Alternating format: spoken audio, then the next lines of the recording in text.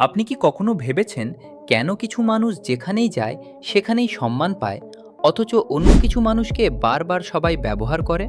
সবচেয়ে আশ্চর্যের বিষয় হলো, এই দুই ধরনের মানুষের মধ্যে খুব বড় কোনো পার্থক্য নেই। দুজনই পরিশ্রমী হতে পারে, দুজনই সৎ হতে পারে, দুজনেরই মন ভালো হতে পারে। তবুও একজনের প্রতিটি কথাকে মানুষ গুরুত্ব দেয়, আর অন্যজনের দয়াকে দুর্বলতা মনে করে। একসময় আমিও সেই দ্বিতীয় ধরনের মানুষ ছিলাম। আমি ভাবতাম সবাইকে সাহায্য করা, সব সময় সবার জন্য প্রস্তুত থাকা, আর কখনো কাউকে না না বলা, এটাই একজন ভালো মানুষ হওয়ার প্রমাণ। কেউ সাহায্য চাইলে আমি সঙ্গে সঙ্গে রাজি হয়ে যেতাম। কেউ নিজের কাজ আমার উপর চাপিয়ে দিলে কোনো প্রশ্ন ছাড়াই করে দিতাম। আর কেউ আমার বিশ্বাস ভেঙে দিলেও নিজেকে বুঝিয়ে বলতাম, হয়তো এটা ওর ভুল ছিল। কিন্তু ধীরে ধীরে আমি একটা বিষয় বুঝতে শুরু করলাম। মানুষ আমার ভালোবাসা বা দয়ার মূল্য দিচ্ছিল না। তারা শুধু শিখে যাচ্ছিল আমাকে ব্যবহার করা কতটা সহজ। সবচেয়ে কষ্টের মুহূর্তটা তখন নয় যখন কেউ আপনাকে ব্যবহার করে।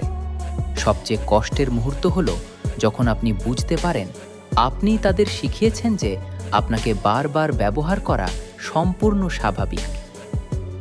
সেখান থেকেই আমার চিন্তাভাবনা বদলাতে শুরু করলো। আমি অন্যদের বদলানোর চেষ্টা বন্ধ করলাম, বরং নিজের অভ্যাসগুলোর দিকে নজর দিতে শুরু করলাম। আর আশ্চর্যের বিষয় হলো, আমার অভ্যাস বদলানোর সঙ্গে সঙ্গে মানুষের আচরণও আমার প্রতি বদলে যেতে শুরু করলো। তখনই আমি একটা গুরুত্বপূর্ণ সত্য বুঝলাম। মানুষ প্রথমে আপনাকে ছোট ছোট বিষয় দিয়ে পরীক্ষা করে।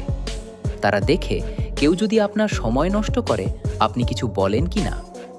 তারা দেখে কেউ যদি আপনার কথা মাঝপথে কেটে দেয় আপনি চুপ থাকেন কিনা।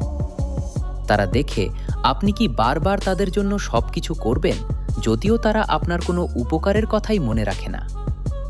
যদি এই ভিডিওটি আপনাকে একবার হলেও নিজের জীবন নিয়ে নতুনভাবে ভাবতে বাধ্য করে, তাহলে সাবস্ক্রাইব করে আমাদের সঙ্গে থাকুন।